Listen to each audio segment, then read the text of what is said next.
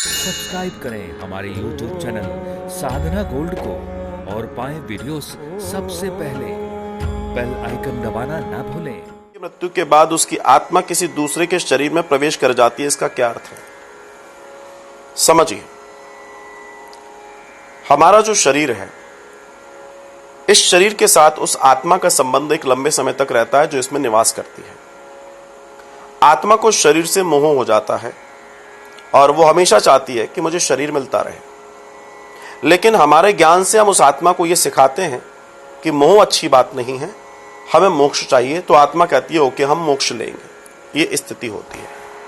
लेकिन जिन आत्माओं की मोक्ष और गति नहीं होती, जो आत्माएं विचलित हो जाती हैं, अकाल मृत्यु हो जाती है जिनकी, या जिनका क्रियाकर्म जिसको संस्कार कहते हैं वो बहुत अच्छे से नहीं होता, ऐसी स्थिति में उन आत्माओं की गति रुक जाती है, अर्थात उनके जीवन में भटकाव आ जाता है।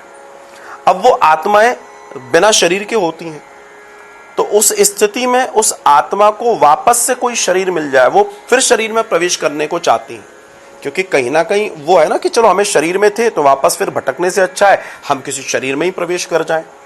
तो उस कंडीशन में कई बार सोल्स जो होती हैं वो शरीरों का चुनाव करती हैं और कमजोर शरीर ढूंढकर उसमें प्रवेश कर जाती हैं।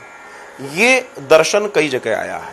एक और आपने देखा होगा, इस चीज को देखना, कई आत्माएं, बहुत ध्यान से सुनिएगा, कई आत्माएं ऐसी होती हैं जिनकी मुक्ति नहीं होती, जिनके घर के लोगों ने सही से क्रियाकर्म आदि नहीं, वो भटकते रहते हैं।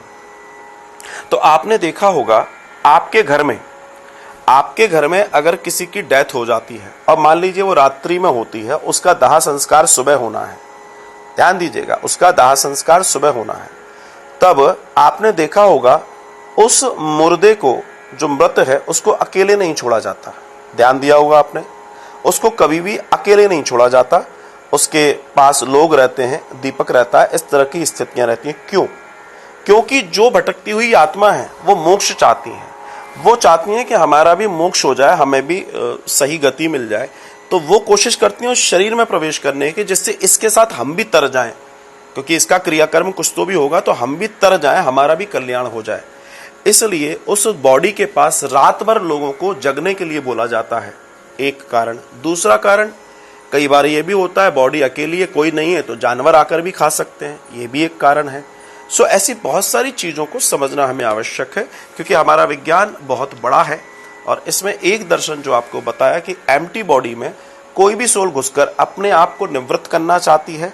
अगर वो भटकने वाली है तो उसकी भी कोशिश होती है कि मुझे एक ऐसी सवारी मिल जाए कि मैं अपनी मंजिल पर पहुंच जाऊं।